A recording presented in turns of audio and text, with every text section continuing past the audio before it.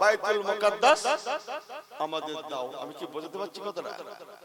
বাইতুল মুকাদ্দাস শরীফ এমন একটা প্রতিষ্ঠান, এই প্রতিষ্ঠানটা যাদের হাতে থাকবে তারাই বিশ্বের দরবারে কর্তৃত্ব করবে।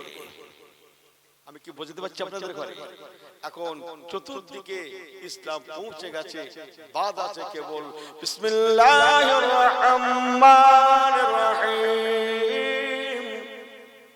সুবহানাল্লাযী আসরা সুবহানাল্লাযী আসরা বিআবদিহি লাইলাম মিনাল মাসজিদিল হারাম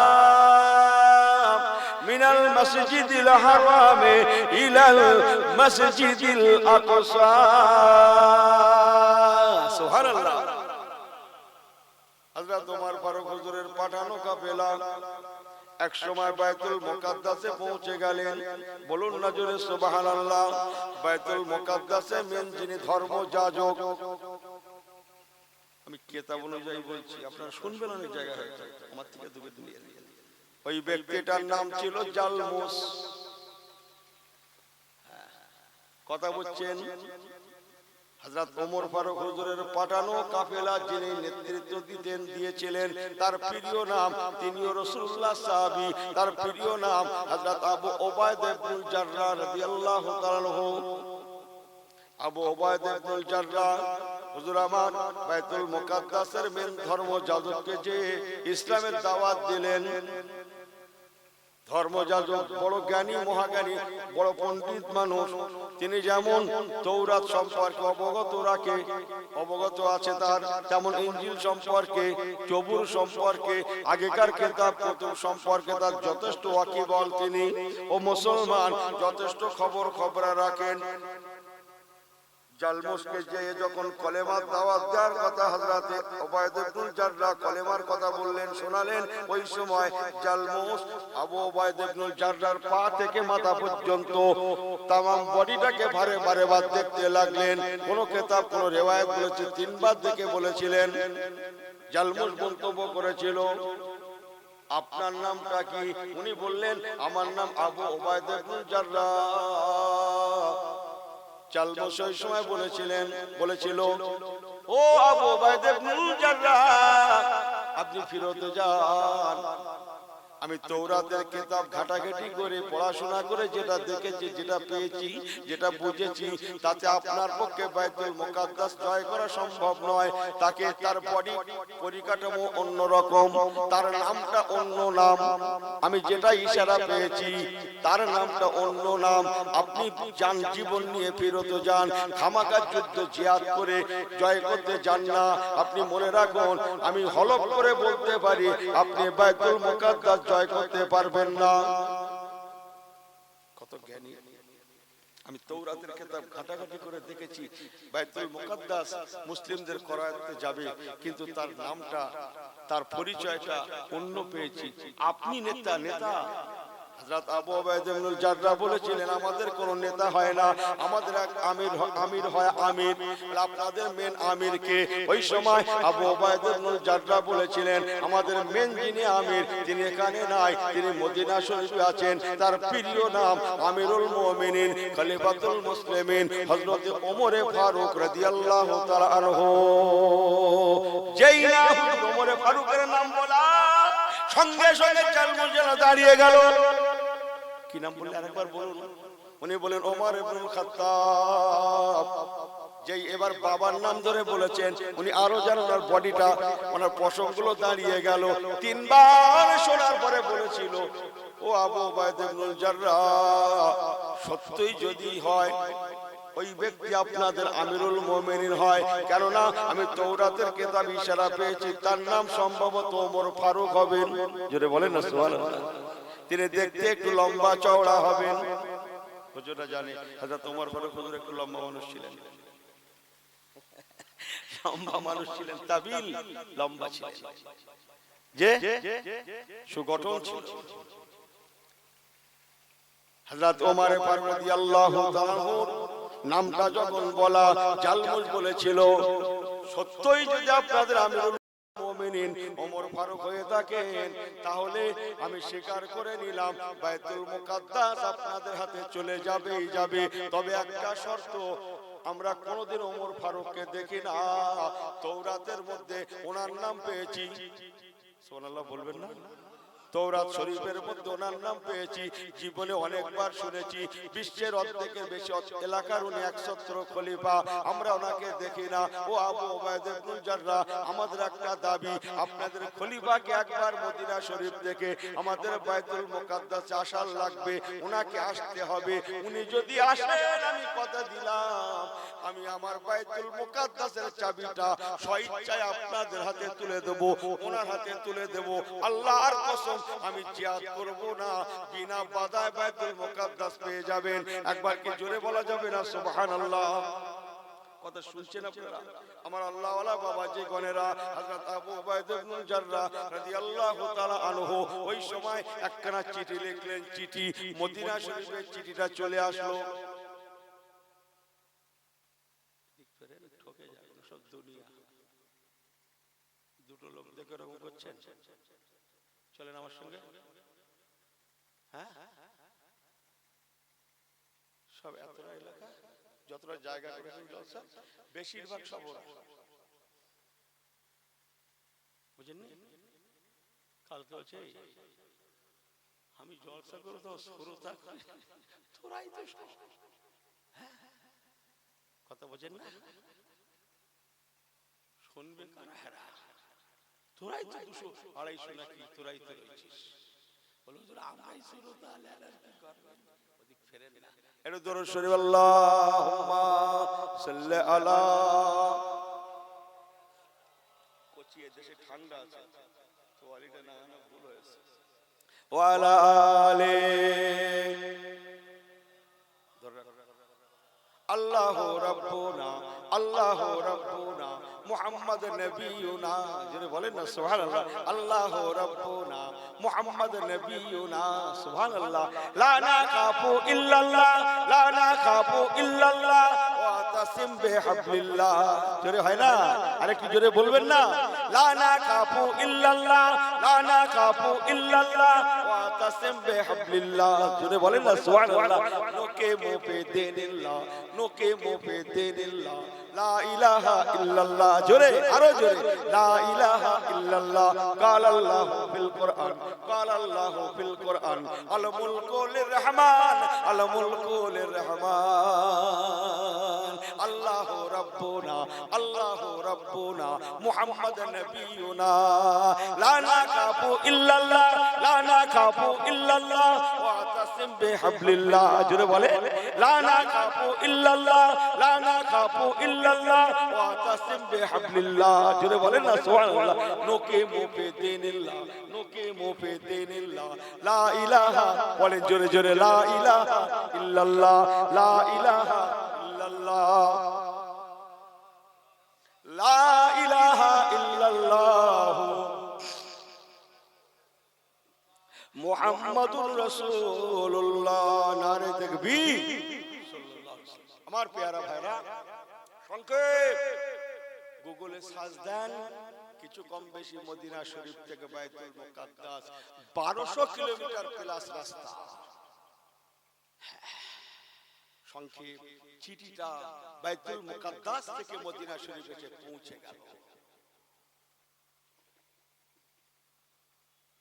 মদিনা শরীফের মসজিদ নববী শরীফে আমার দিকে ফেরক চাপ করে নেমে পালা। মদিনা শরীফের মসজিদ নববী শরীফে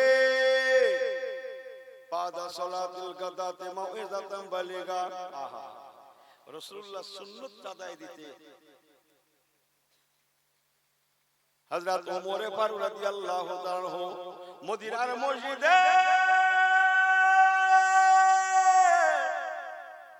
নববী শরীফে রিয়াজুল জান্নাতে হুজুর আমার আল্লাহর ফজরের নামাজ পড়ালেন। বিসমিল্লাহির রহমানির রহিম, আকিমিস সালাতা লিদুলুকিশ শামসি ইলা গাসাকিল লাইলি ওয়া কুরআনাল ফাজর ইন্না কুরআনাল ফাজরে কানা মাশহুদা।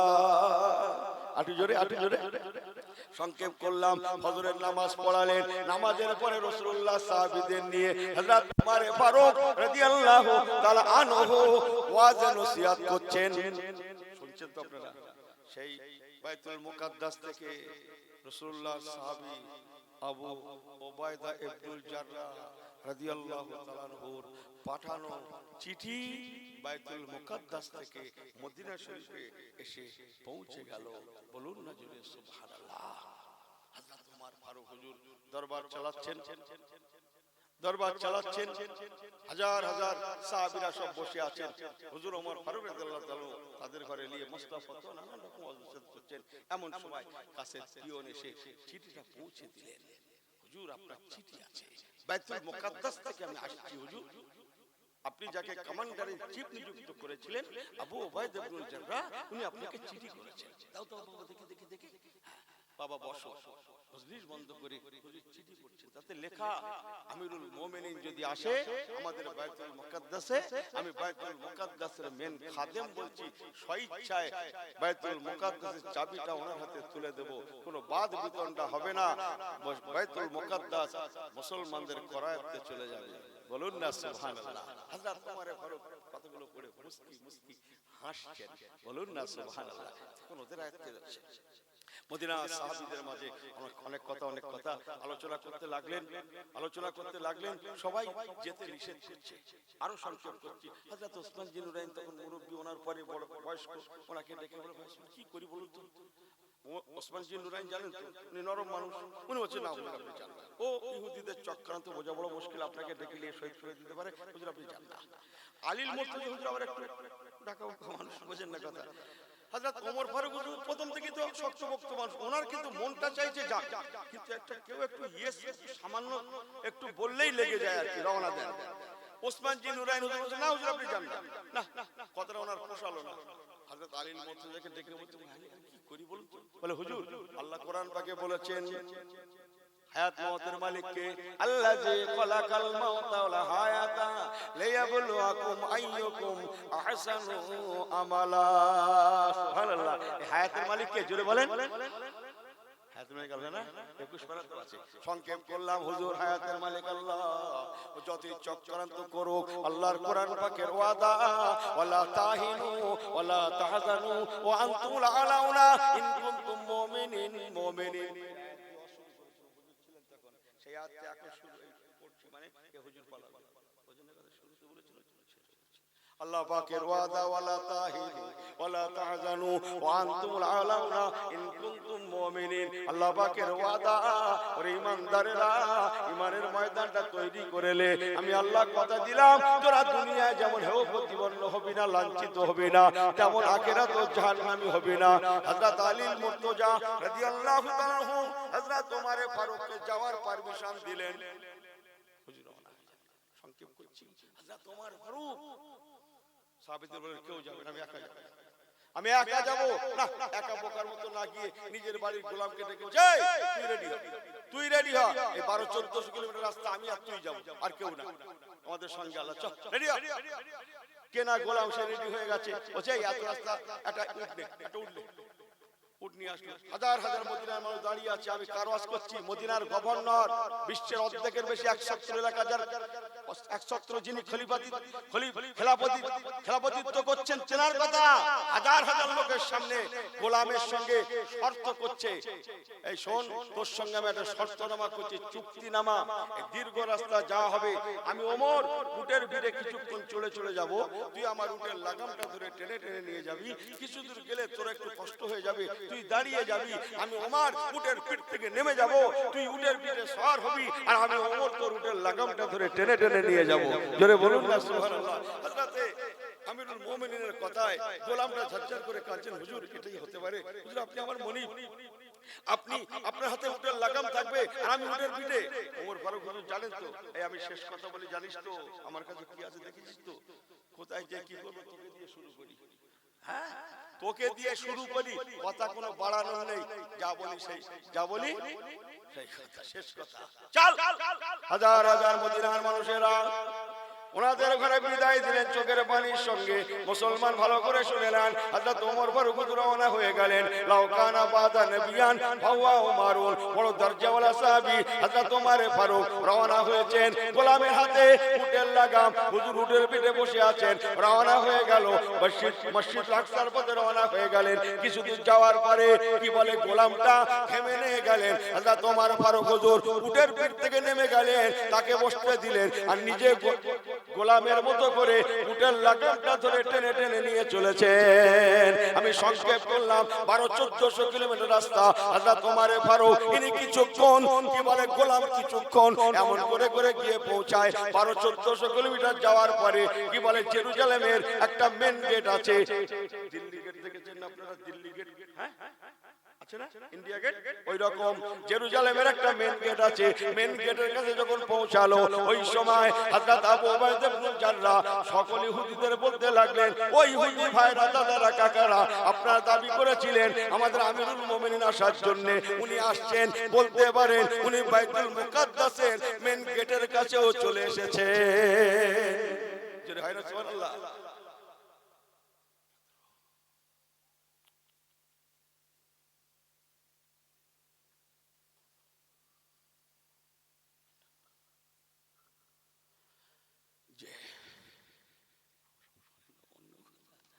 যে জুড়িছে পুরো জড়া ফুল হয়ে গেছে, লম্বা কথা, সময় লেগেছে, অন্যদিন হবে ইনশাআল্লাহ। আল্লাহ নিয়ে আসলে আবার আসবে। যে না হ্যাঁ জানি, সংক্ষেপ করছি।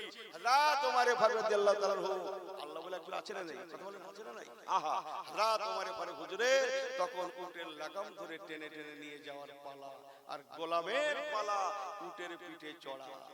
আহা, হযরত ওমর ফারুক হুজুর এক সময় মসজিদুল আকসাতে ইন করছেন, খবরটা পৌঁছে গেছে উনি আসছেন বিদায়। হাজার হাজার ইহুদি নাসারা অন্যান্য সম্প্রদায়ের মানুষেরা বিভিন্ন দেশ থেকে, বিভিন্ন গোত্র থেকে, বেলাদিন সত্তা ও কাবাইলিন সত্তা, বিভিন্ন কবিলা থেকে, বিভিন্ন এলাকা থেকে, গ্রাম থেকে বিশিষ্ট জনেরা সব উন্নত মানের পোশাক পরে সব হযরত ওমর ফারুক হুজুরকে ওয়েলকামের জন্য সবাই অভ্যর্থনার জন্য ইন্তজার করছেন। ওনাকে দেখবো, জীবনে দেখিনি, নাম শুনেছি, একবার ওনাকে দেখবো, সালাম স্যালুট জানাবো। ওনারা চেনেন না।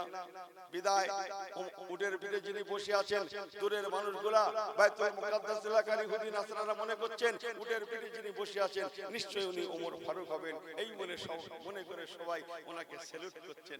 ওই সময় আবু উবাইদা ইবনে জাররাহ দেখতে সর্বনাশ খেয়েছে, তো উনি ছুটে আসলেন।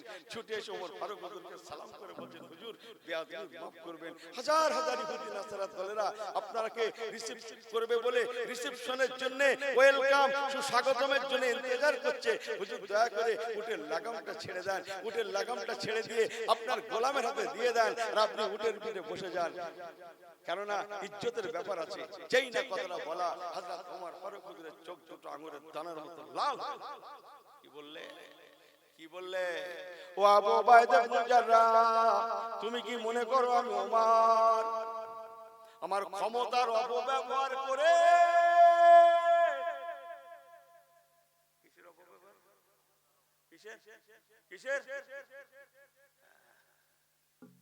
ইনি যেখানকার ওয়াজ শুনে সেখানকার সেখানে রেখে যায়, যেটা হচ্ছে সিরিয়াল ভেঙে যাচ্ছে কেন বলে লোকের সঙ্গে গল্প জুড়েছে। আমাকে ক্ষমা করবেন, ইমানের নূর আছে, এখন আমলের কালার আছে।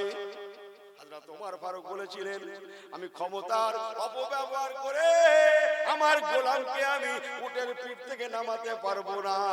রেখে দাও তোমার জেরুজালেমের ইজ্জতের ব্যাপার, রেখে দাও তোমার এলাকার সংস্কৃতি, এলাকার কৃষ্টি কালচার, এলাকার সংস্কৃতি বাঁচানোর জন্য এখানকার কৃষ্টি কালচার বজায় করতে যে তুমি কেমন করে ভাবলে ও আবু উবাইদা আমি ওমর ফারুক নবী কামলিওয়ালার দেখানো পথ থেকে দূরে সরে যাব, দূরে সরে যাব?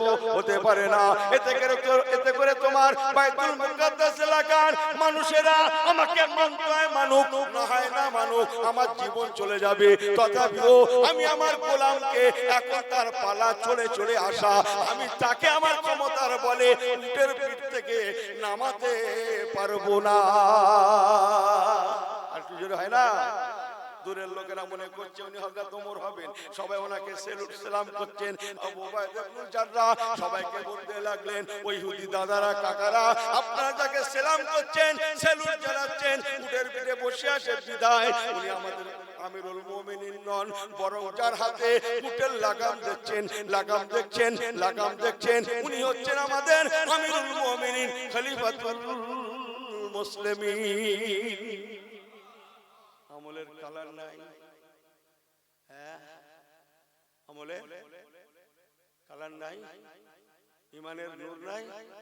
এই জন্যই আয়াতটা প্রথম তেলাওয়াত করেছিলাম, ইন্না আকরামাকুম ইনদাল্লাহি আতকাকুম।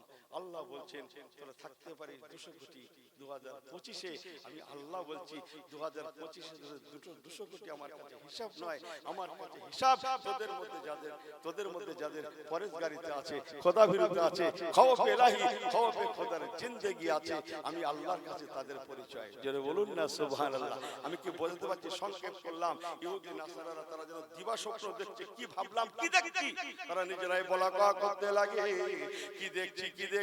তাহলে বোঝা গেল ইসলাম কাকে বলে, যে ধর্মের মধ্যে একটা গোলামের মর্যাদা আছে। এই যদি হয় ইসলাম, এই যদি হয় আমিরুল মুমিনিন আদর্শ, না জানি এনাদের নবী মহান আদর্শবান যিনি ছিলেন রাহমাতুল আলামিন, নবী কামলিওয়ালা, কত না মহান আদর্শবান ছিলেন। ইহুদি নাসারারা বলা কওয়া করতে লাগে, কি ভেবেছিলাম কি দেখলাম, এই যদি হয় আল্লাহর হাবিবের রেখে যায় ইসলামের আদর্শ, আল্লাহর পাঠানো ইসলামের আদর্শ, তাহলে ইসলাম মানতে দোষটা কোথায়? যে ধর্মের মধ্যে কোনো আপ ডাউন নাই, এই মনে করে হাজার ইহুদি নাসারা দলেরা তারা হুজুরকে এসে বলতে লাগলেন, হুজুর আমরা দেখে নিয়েছি, এতদিন বুঝেছিলাম, এখন চোখে দেখে নিয়েছি ইসলাম কাকে বলে। হুজুর আপনি আমাদের ক্ষমা করে দেন, মাফ করে দেন, হাতটা বাড়িয়ে দেন, আমাদের ঘরে ঈমানের কলেমা পড়ে মুসলমান করিয়ে দেন। আর একটু জোরে হয় না? তারা সব করেছে, নবী কামলিওয়ালার তরিকা থেকে দূরে সরতে পারেনি, আর ইনি মাথার টুপি খুলে ফেলেছে।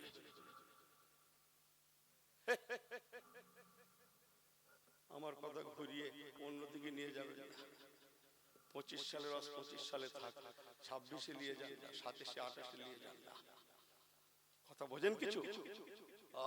বুড়ো বয়সে এসে পিছনে বলবো, হ্যাঁ রেখে দেন।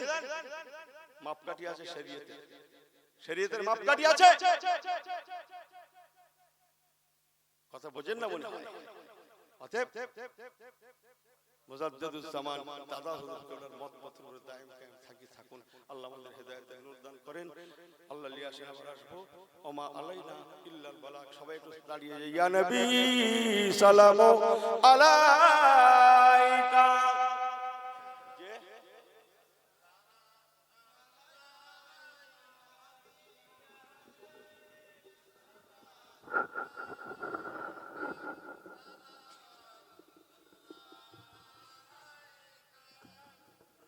সবাই বলুন ইয়া নবী সালামু আলাইকা, ইয়া রাসূল সালামু,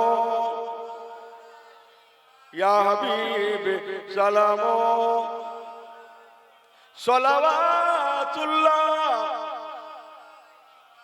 লাইজু ঈমান আনে তুম পান কেউ না দে हो जाने तुम पर मेहरबान रहमाने तुम पर कल के सब कुर्बान आने तुम पर या नबी सलामो या रसूल सलामो या हबीब सलामो আলাইকা সালাওয়াত। সবাই বসে যান। ইয়া রাব্বি সাল্লি ওয়া সাল্লিম দাইমান আবাদা।